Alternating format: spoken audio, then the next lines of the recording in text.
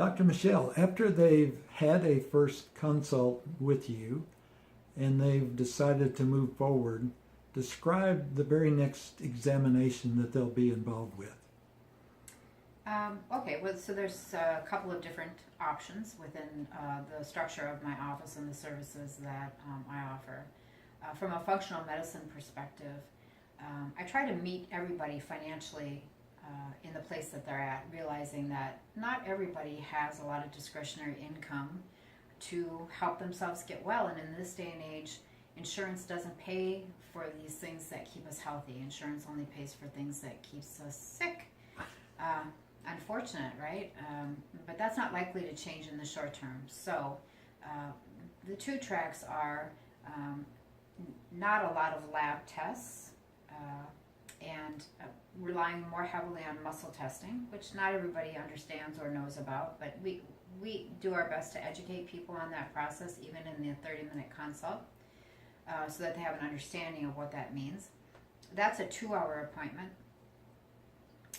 And a lot of it is muscle testing. So there's a physical process that is taking place whereby we are gauging a patient's energy field against other products, or what we call stressors, because everything in life has energy. So we're gauging two forms of energy against each other and assessing whether it's a positive response or a negative response.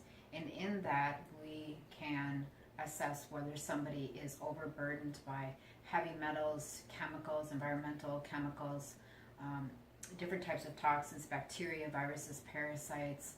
All those things come into play. And we also look at food sensitivities, how that might be impacting somebody, whether they have a overproduction of yeast in their body. So that is one way. The second way is for those people that would like to rely more heavily on lab tests.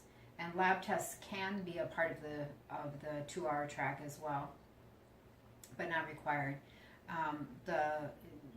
The track where we do more lab types of values, that is an hour-long appointment, and that is most of the analysis, or most of the appointment when they come in to see me, is more of a report of findings, if you will, because I receive their subjective information, so they're going to be filling out some questionnaires, as well as the lab test results. Before I actually see them, I do an analysis, and then I put together a really great report where they get to see a lot of visuals about what is going on with them, so they have clarification visually. They can see it. You can't deny what is being shown. And in that, then we develop a program based on those results. That's an hour-long appointment.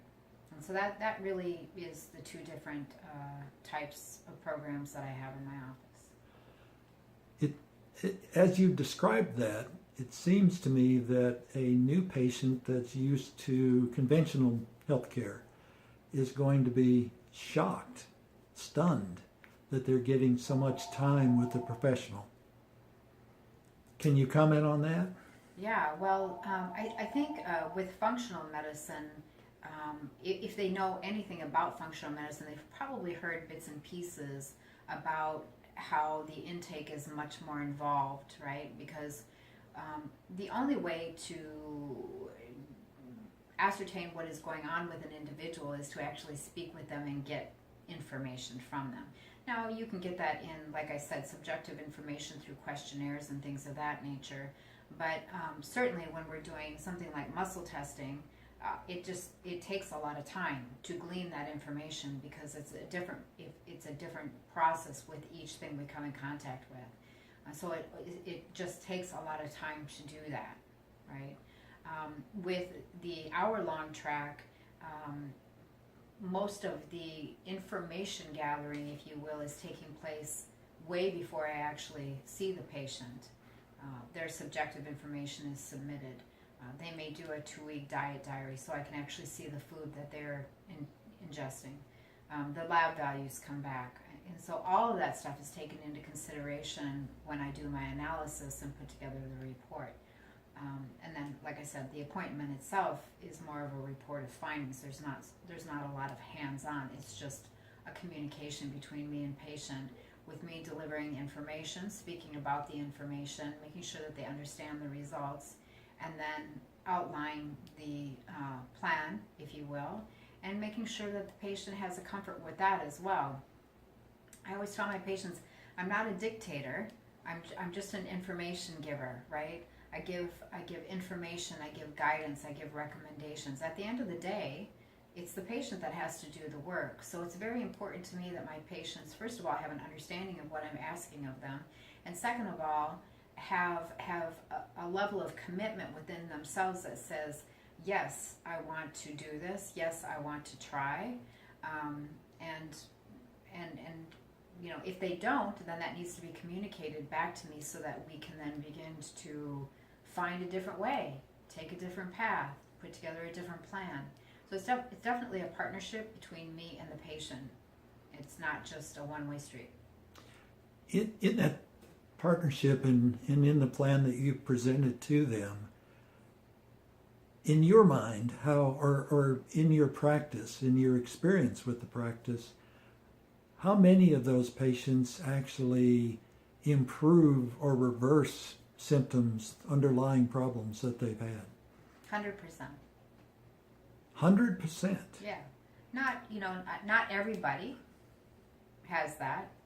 Not everybody, or should I say, not everybody has 100% of everything turn around, right? But 100% of the patients that I deal with have improvements of one kind or another to different degrees, really, because it depends on what's going on with the patient. I mean, I can't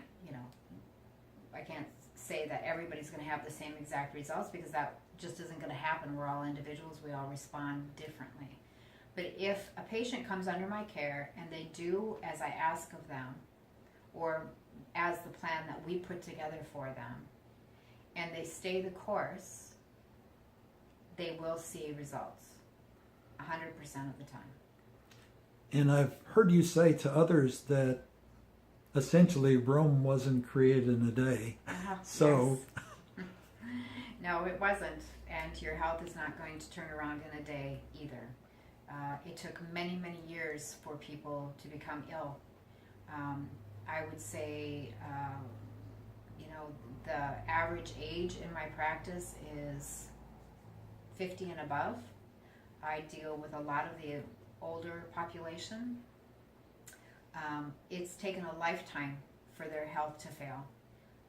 It is things that started many, many, many years ago, 20, 25, 30, 40, 50. I mean, it really depends on what's going on with the individual, but sometimes this is stuff that goes back to birth or childhood, certainly.